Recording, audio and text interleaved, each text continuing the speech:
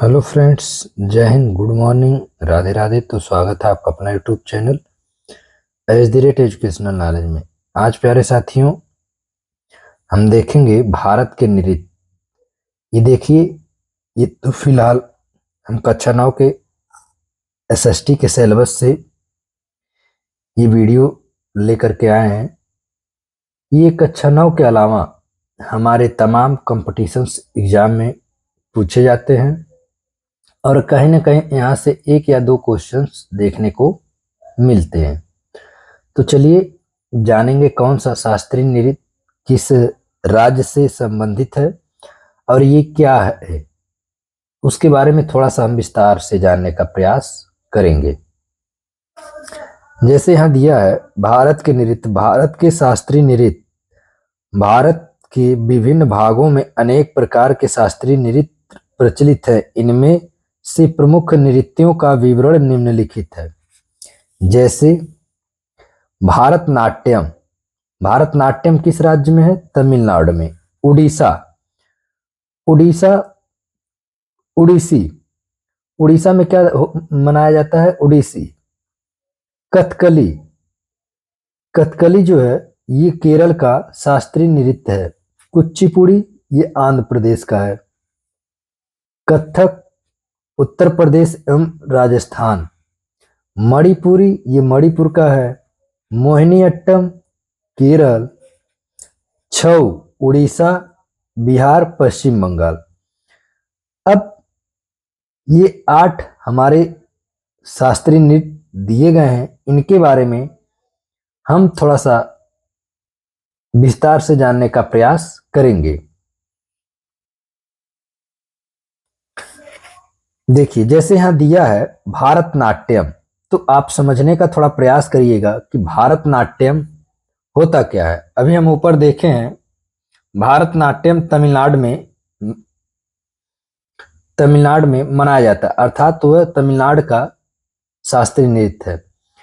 तो यहां से देखेंगे दिया है, यह तमिल संस्कृति का प्रमुख नृत्य है जिसे राष्ट्रीय स्तर पर ख्याति प्राप्त है। तमिल संस्कृति में नृत्य का मूल नाम साडिर था, जिसका अर्थ है एकल नृत्य यानी अकेला नृत्य।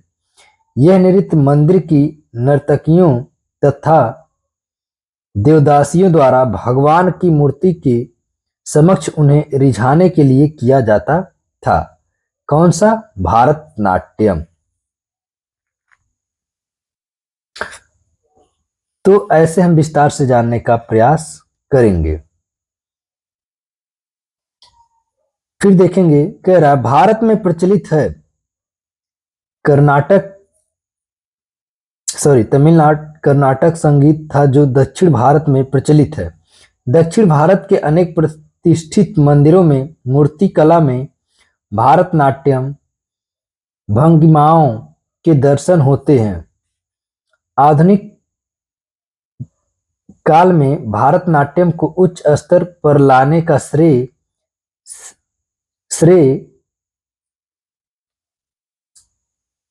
कृष्णा अय्यर को जाता है, जिन्होंने इस नृत्य के विलुप्त हो चुके गुणों तथा मूल्यों से जनमानस को अवगत कराया, अर्थात भारतनाट्यम को उच्च स्तर तक पहुंचाने का कार्य किया। अगला देखेंगे, ओडिसी नृत्य शैली।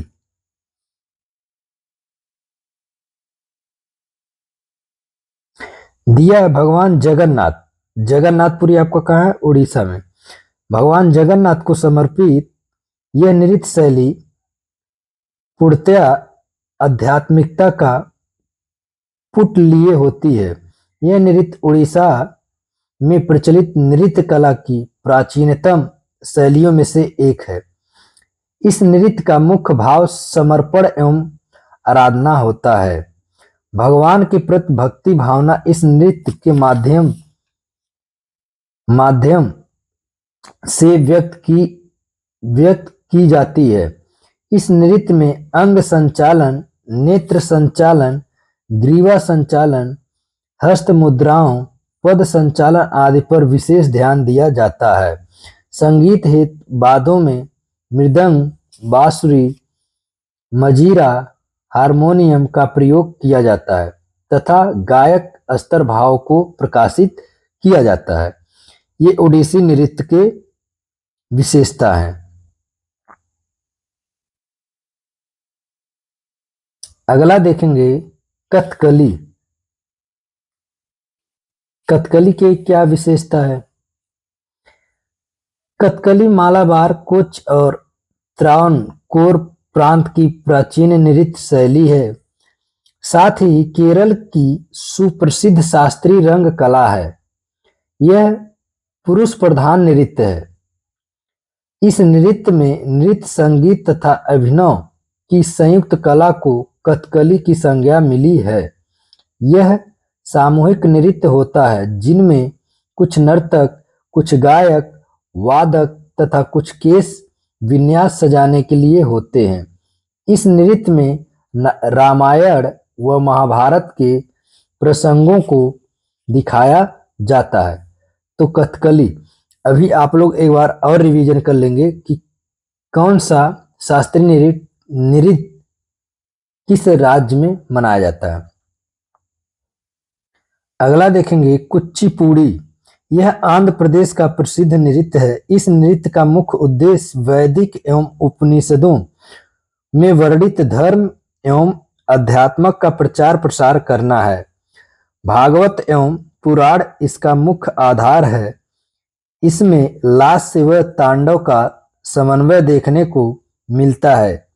इस नृत्य के नृत्यकार तंत्र मंत्र में भी विश्वास रखते हैं। इसकी वेशभूषा सामान्यतः भारतनाट्यम नृत्य शैली के प्रकार की होती है। इसमें पद संचालन, हस्त मुद्राओं, ग्रीवा संचालन आदि पर विशेष बल दिया जाता है। इसमें मृदंग, मजीरा आदि वाद्य प्रयुक्त किए जाते हैं।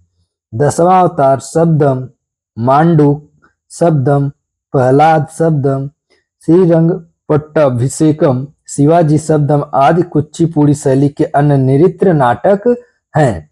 यानी इसी नृत्य के अलग अलग भाग हैं। अगला देखेंगे कथक नटवरी नृत्य। यह उत्तर भारत का प्रमुख शास्त्रीय नृत्य है। वर्तमान समय में इसे कथक नृत्य कहते हैं। चूंकि यह नृत्य भगवान कृष्ण द्वारा किया गया था, इसलिए इसे नटवरी नृत्य भी कहा जाता है या कहते हैं। इसमें पग संचालन एवं आकर्षक मुद्राओं का सुंदर समन्वय होता है। आधुनिक काल में कथक को पुनर्जीवित करने तथा इसे सम्मानजनक स्थिति में लाने का श्रेय मेनका को है। इन्होंने सन 1938 में कथक का प्रशिक्षण देने के लिए खंडाला में एक प्रशिक्षण केंद्र की स्थापना की। अगला देखेंगे मणिपुरी। ये मणिपुर का नृत्य है। मणिपुरी नृत्य पूर्वी बंगाल, असम की नृत्य शैली है। इसे वास्तव में लाइव, रोवा तथा रास नृत्य के रूप में माना जाता है। इसका प्रचार बंगाल, बिहार, पूर्वोत्तर प्रांत में बहुत अधिक हुआ। मणिपुर प्रदेश में लोकप्रिय होने के कारण इसे मणिपुरी नृत्य कहा गया या मणिपुरी नृत्य के नाम से जाना गया। मणिपुरी नृत्य शैली को मणिपुर में विकसित करने का श्रेय वहां के शासक भागचंद्र को 1764 ईस्वी को कहा जाता है। अर्थात उन्होंने भागचंद्र जो थे वह इस मणिपुरी नृत्य को 1764 ईस्वी में उजागर करने का प्रयास किया। अगला है मोहिनी अट्टम नृत्य। जैसा कि नाम से स्पष्ट है, मोहिनी अर्थात मन को मोहने वाला। ऐसा माना जाता है कि यह नृत्य भगवान विष्णु ने मोहिनी रूप धारण कर केरल के सागर के तट पर किया था, इसलिए इस नृत्य का नाम मोहिनी अट्टम पड़ा। यह केरल राज्य का शास्त्रीय नृत्य है। वर्तमान में इस नृत्य ने शास्त्रीय नृत्यों की श्रृंखला में अपना स्थान बना लिया है। अब इस नृत्य की अपनी स्वतंत्र शैली विकसित हो चुकी है, इसलिए वर्तमान समय में इस नृत्य को दर्शक रुचिपूर्वक देखते हैं। अगला थोड़ा सा ही देखेंगे छऊ नृत्य, इसे भी समझने का प्रयास करेंगे। बंगाल में पुरुलिया, बिहार में सरायकेला एवं उड़ीसा में मयूरभंज छऊ नृत्य के नाम से जाना जाता है। इस नृत्य का आयोजन चैत पर्व पर किया जाता है। इसके अतिरिक्त इस नृत्य का आयोजन आदिवासी खेतिहर खुशहाली एवं शिकार के समय देवी देवताओं की स्तुति हेतु करते हैं। आदिवासी नारी की श्रृंगार प्रक्रिया से लेकर हल्दी पीसना, धान कूटना आदि इस नृत्य के मुख्य विषय हैं। इस नृत्य में प्रत्येक अंग का अलग ढंग से प्रदर्शन किया जाता है। अंगों का प्रदर्शन तोड़ मरोड़ इस प्रकार किया जाता है जिससे तन की भावना व्यक्त हो सके। इस नृत्य शैली में 16 प्रकार के श्रृंगार का प्रदर्शन किया जाता है।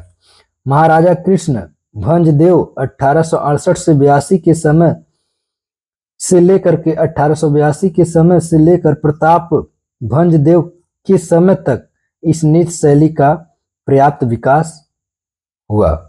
यानी जो भंजदेव थे, इन्होंने 1868 से लगा करके 82 तक इसे आगे बढ़ाने का पूरा प्रयास किया, किंतु वर्तमान में इस नृत्य शैली का अस्तित्व धीरे धीरे समय समय समाप्त होता जा रहा है। तो प्यारे साथी, ये थे कुछ अलग अलग राज्यों के लोक नृत्य। तो आप लोग कमेंट्स में जरूर बताइए क्लास कैसा लगा, या हमारे द्वारा जो भी जानकारी आप तक पहुंचाने का कार्य किया गया है ये कैसा रहा। तो शेयर लाइक करना ना भूलिए। धन्यवाद।